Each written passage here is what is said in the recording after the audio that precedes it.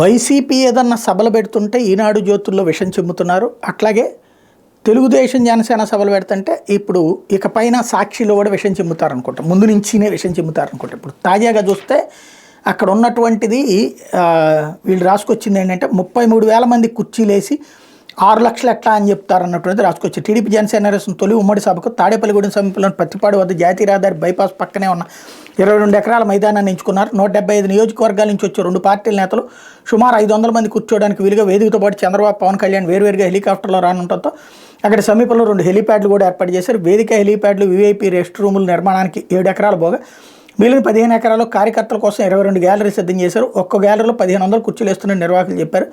అంటే 22 గ్యాలరీలో 33,000 కుర్చీలు పట్టే అవకాశం ఉంది.